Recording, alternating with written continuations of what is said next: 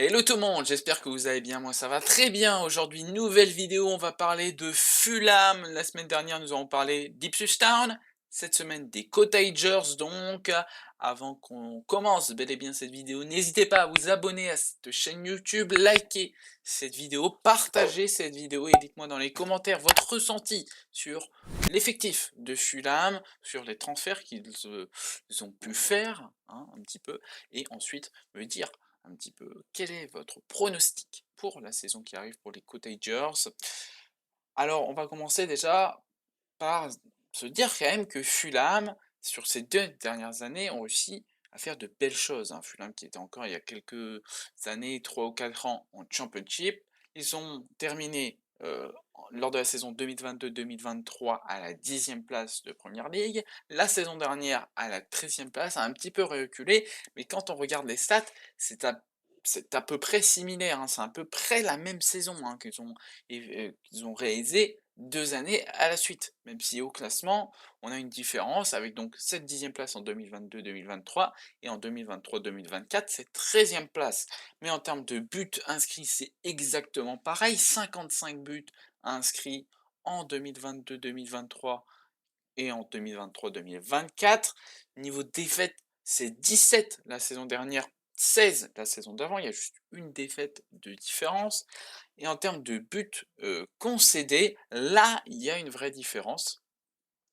Parce que déjà, on peut le ressentir dans le fait que Leno était déjà plus impressionnant la saison juste avant, et même la défense était beaucoup plus solide, avec quand même 61 buts concédés la saison dernière contre 53 la saison juste avant. Donc c'est quand même plutôt intéressant de voir que bah, Fulham tient le coup, mais oui, il y a un petit souci défensif qui s'est créé la saison dernière. Et ce souci défensif va continuer très certainement, car on a eu des départs déjà du côté de Fulham dans cette intersaison. On a au niveau défensif, nous avons surtout Aderabioyo, donc Tosin, le Nigérian, enfin l'anglo-nigérian, qui est parti du côté de Chelsea, et donc forcément, ça fait un gros départ, hein, pour cette défense des Cottagers. À voir donc comment la situation va évoluer. Nous avons aussi un gros manque au niveau défensif. Là, on parle plutôt du milieu de terrain, d'un milieu de terrain défensif. C'est Palinha donc, hein, qui part. Là où Adarabioyo, c'est gratuit, c'est libre, c'est fin de contrat du côté de Chelsea. Très dommage, hein, de la part de Fulham. Il aurait clairement pu avoir un billet de fait l'été dernier. Palinha, c'est 51 millions donc pour Palinha, mais pareil, ça va être très difficile à remplacer ce genre de joueur, et vous perdez aussi un patron du milieu de terrain qui était aussi bon dans les actions défensives qu'offensives. On a aussi de départ de Derkodova Reed qui signe du côté de Leicester gratuitement également. 2 départs majeurs gratuits cet été, c'est vraiment dommage. Pareil, Reed, ça fait déjà 3 ans donc qu'il est en Première Ligue. Pareil, il y avait peut-être moyen de se faire un petit billet l'année dernière aussi sur ça. Bon, après, c'est pas comme si c'était le joueur primordial du secteur offensif du côté des Cottagers.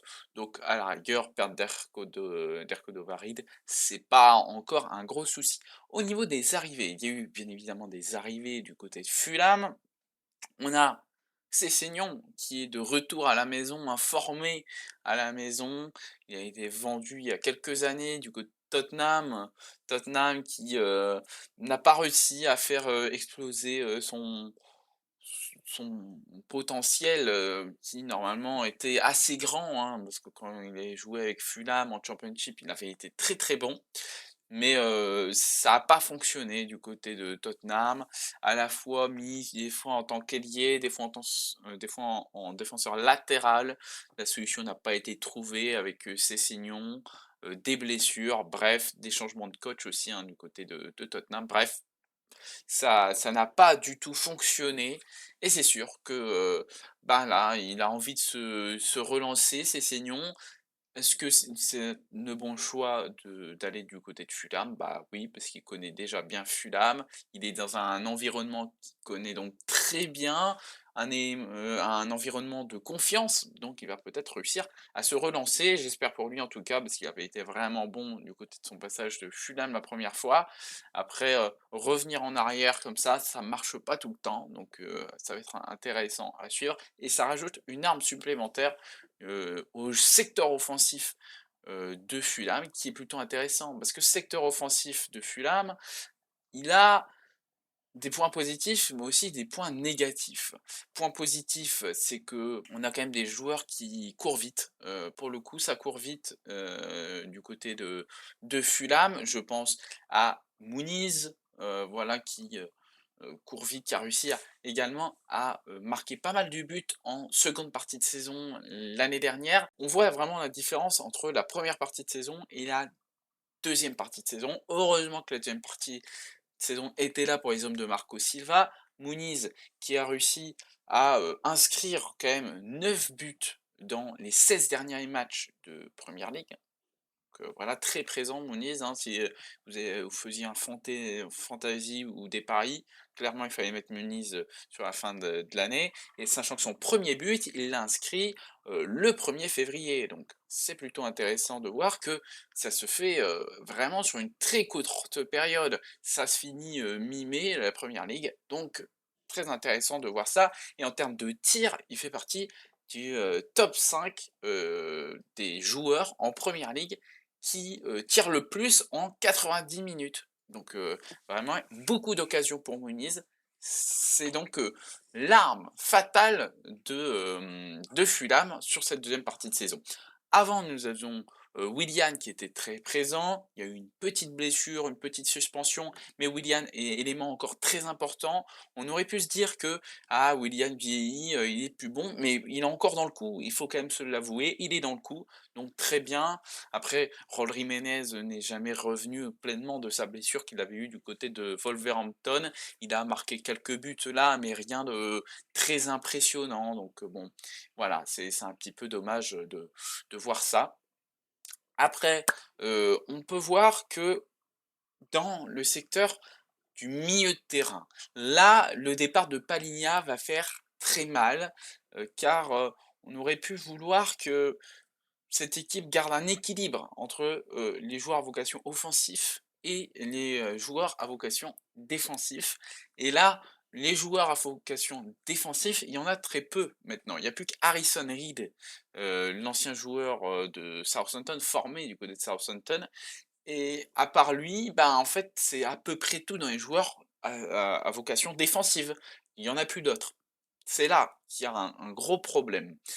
Dans les joueurs à vocation offensive, il y a pas de souci, il y a Tom Kearney, il y a, Harry Wilson, même s'il y avait des rumeurs de potentiel départ, il y avait l'Ajax qui avait fait une offre, il me semble, dès mi-juin, donc à voir comment la situation va évoluer pour Harry Wilson.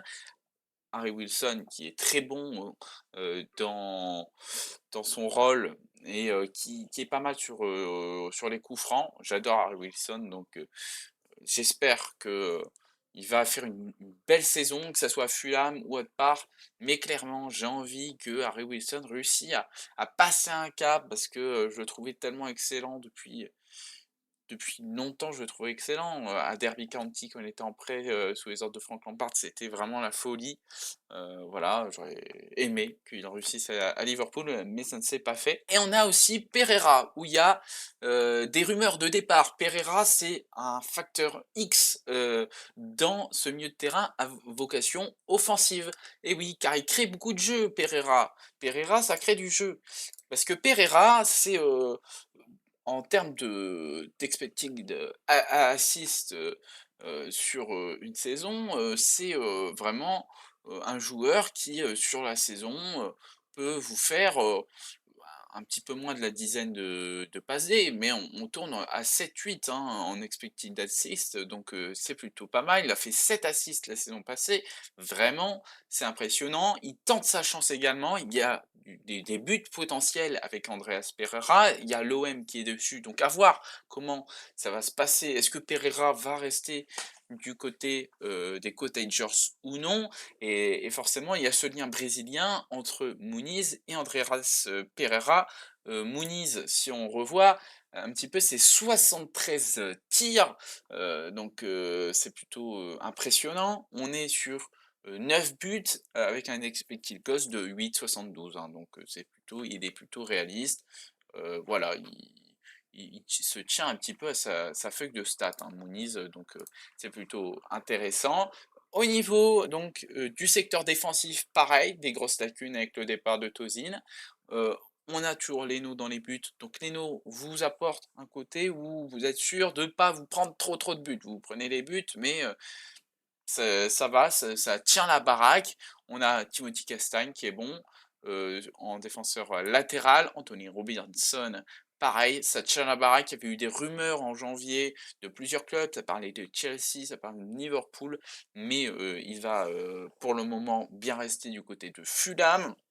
À voir si les choses changent, bien évidemment, mais pour le moment, ça tient quand même bien la baraque. Donc si on voit un petit peu comment pourrait se présenter, la composition de Fulham lors de cette saison 2024-2025 avec donc Leno dans les buts, Robinson du côté gauche, Bassé, Rim, Castagne à droite. Voilà, Bassé, Rim qui avait surtout été bon il y a 2 ans. Voilà. Reed, donc joueur à vocation défensive. Et je ne vous ai pas parlé de l'autre joueur qui est un petit peu à vocation défensive. C'est Lukic. Pereira ensuite en milieu offensif. Harry Wilson à droite. Iwobi à gauche. Muniz en attaque. Dans cette composition, je n'ai pas ajouté, les possibles arrivées et les arrivées qu'il y a eu entre-temps. On a Smith Rowe qui a signé, j'attendais justement l'officialisation de ce transfert pour tourner la vidéo. Emile Smith Rowe qui signe du côté, de Fulham. Est-ce que ça veut pas annoncer le potentiel départ de Pereira ou du coup vous pouvez mettre Smith Rowe en milieu offensif? Ou sinon vous pouvez mettre Smith Rowe, sur un côté, voilà, sur un côté et vous redécalez,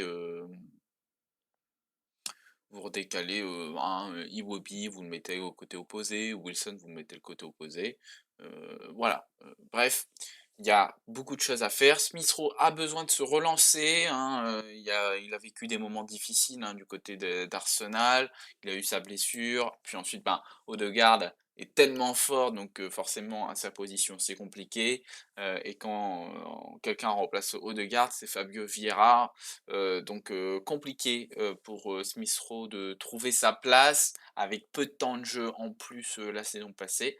Clairement, il avait besoin de passer un cap.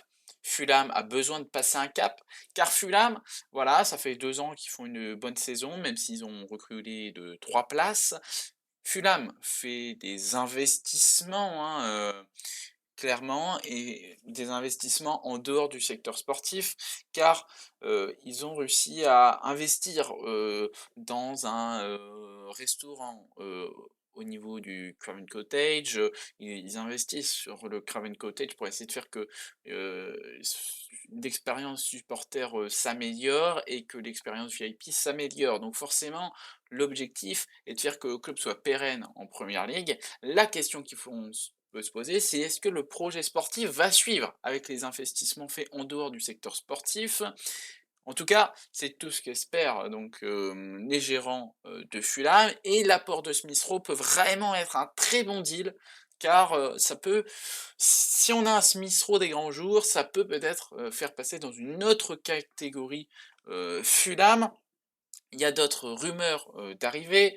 On a des offres qui ont été réalisées pour McTominay, qui pourrait vraiment vous rajouter ce milieu défensif, qui manquerait, cruellement, s'il n'arrivait pas. Ce milieu défensif, s'il n'arrive pas, il va manquer cruellement à Fulham cette saison.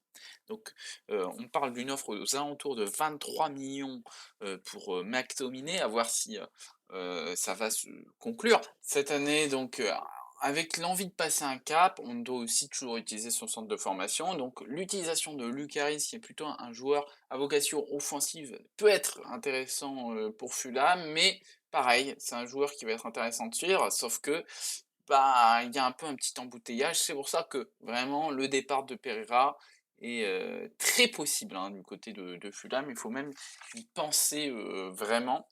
Heu, après, au milieu en défense, il y a pas de rumeurs, très intéressantes. Il y avait Isaac Touré à un moment, mais depuis, il y a pas grand-chose. Donc c'est assez dommage de voir que, bah, il y a pas de mouvement du côté du secteur, défensif, du côté de Fulham. Bon, j'ai, dressé une petite liste, des joueurs qui pourraient être intéressants du côté de Fulham. En ai listé 3 pour le milieu de terrain, 3 pour, la défense. On va commencer par la défense. Alors, un joueur assez classique, hein, j'ai mis Joe Rodon, de Leeds, qui, voilà, ça pourrait être intéressant de le voir du côté de la PL. Bon, je ne vais pas passer plus de temps que dessus. Ensuite, j'ai mis Ballard de Sunderland, hein. Ballard à Sunderland est très bon, il a du potentiel, il est jeune. Ça pourrait être intéressant de le tester, du côté de la Première Ligue. Vous ne commencez peut-être pas titulaire tout de suite, mais au fur et à mesure, vous pouvez.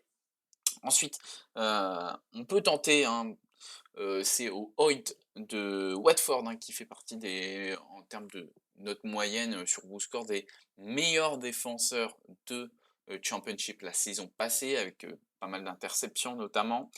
Et ensuite j'ai mis, le classique, hein, parce que je trouve qu'il s'est vraiment perdu en fait et il n'avance pas. Il avait été émis comme un gros potentiel, finalement ça n'avance pas, c'est Deal Fry, hein, mais je suis même pas sûr qu'il a le niveau de PL. Je l'ai mis là parce que je me suis dit: «Il va peut-être falloir qu'un jour il sort de où il est car, vraiment, ça stagne sa carrière».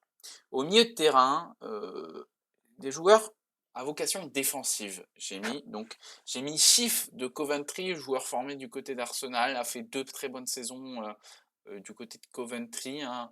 Ça, ces 2 dernières saisons étaient pas mal, donc il peut essayer, espérer, évoluer un petit peu et Fulham pourrait être peut-être un bon deal. Ensuite, j'ai mis, Gabriel Sara de Norwich. Ça va coûter assez cher ça par contre, mais pareil, vocation, bon un peu des 2, offensive et défensive, mais il peut, vraiment vous aider à solidifier, le, milieu de terrain. Le joueur brésilien de Norwich est juste exceptionnel. Il est très fort, il peut marquer les buts également, il peut faire pas mal de passes D. Là, c'est vraiment il vous transforme le milieu de terrain, Gabriel Sara, donc ça pourrait être très intéressant pour Fulham.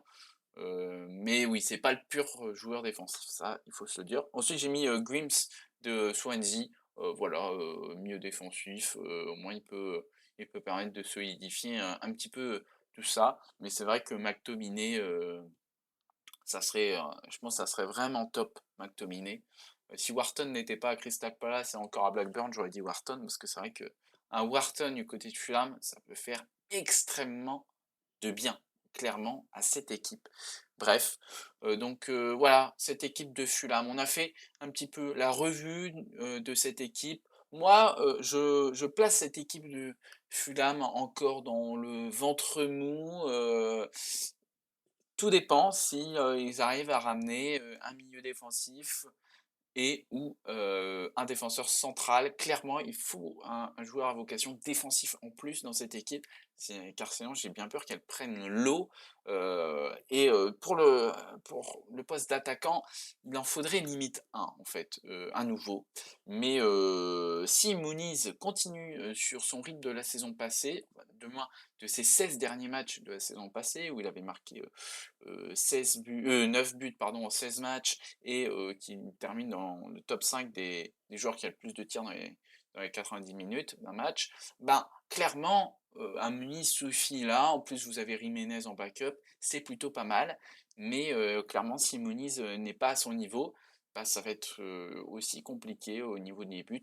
Car, Willian marque des buts, mais au bout d'un moment, Willian va peut-être ressentir quand même la vieillesse, hein, ça va finir par arriver quand même. Bref, voilà, j'espère que cette vidéo sur Fulham vous a plu. N'hésitez pas donc à me dire dans les commentaires de cette vidéo votre pronostic sur cette saison des Cottagers pour vous, où vont-ils se placer? Voilà, un petit peu. Aussi votre ressenti sur le mercato. J'aimerais savoir votre ressenti sur le mercato, car Fulham tente des choses et je trouve que ce coup de Smith Rowe est brillant, hein. N'hésitez pas à me dire un petit peu ce que vous en pensez là-dessus. N'hésitez pas à vous abonner à cette chaîne YouTube, à liker cette vidéo, à partager cette vidéo. Nous, on se retrouve très vite pour une prochaine vidéo. Allez, goodbye tout le monde.